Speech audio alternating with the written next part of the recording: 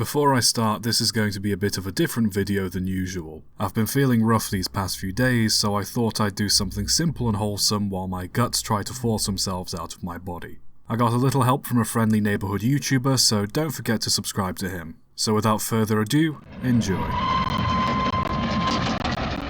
In the 1930s, the LNER built a new fleet of streamlined steam locomotives to pull their Coronation railway services. Classed as A4s, these engines were fast, with number 4468 Mallard currently holding the official steam speed record of 126 miles an hour. All the engines carried names, though some had theirs changed. For example, Golden Shuttle was renamed Dwight D. Eisenhower after the end of World War II, and Woodcock was renamed Dominion of Canada after a new batch of engines was named after British Commonwealth countries. Out of the 34 built, 6 remain in preservation, them being Union of South Africa, Dominion of Canada, Dwight D. Eisenhower, Sir Nigel Gresley, Bittern, and Mallard.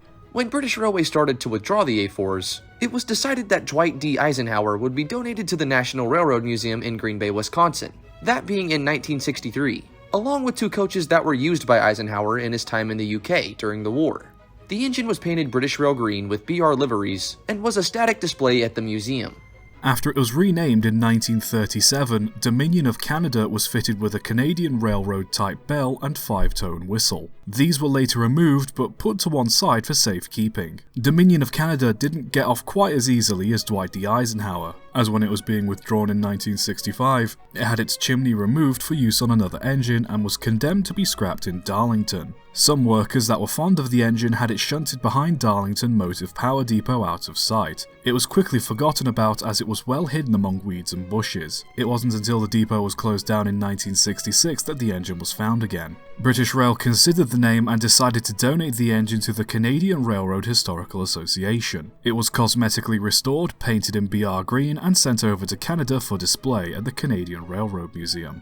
In 1938, Mallard would set the speed record on the 3rd of July, and to celebrate the 75th anniversary of this achievement, the National Railway Museum in York asked to borrow Dwight D. Eisenhower and Dominion of Canada for the 2013 celebrations.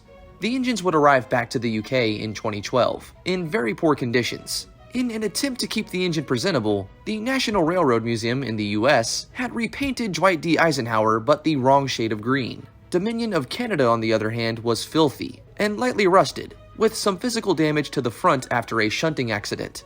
To say they looked messy compared to other engines was an understatement. The National Railway Museum hosting the event promised to cosmetically restore the engines before they were put on display. Dwight D. Eisenhower was repainted in proper British Rail green, while Dominion of Canada had her damage fixed and was painted garter blue, similar to how it was originally painted. It was also given its old whistle and bell back to complete the look. The engines were put on display ready for the celebrations. The owners of Union of South Africa, Sir Nigel Gresley and Bittern, also reunited their engines for the celebration, along with Mallard that set the record who already resided at the museum. The engines were polished to a mirror shine and displayed together. On the anniversary, the engines that could be steamed stood sounding off their whistles to celebrate the occasion. Dwight and Dominion stayed in the UK until 2014, when they were eventually moved back to their respective railroad museums.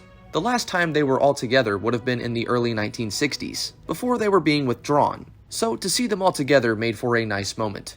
Will they ever meet again in another 16 or so years' time for the 100th anniversary? Let's hope, because even if they are just a few hundred tons of metal, it's still nice to see an old family get back together.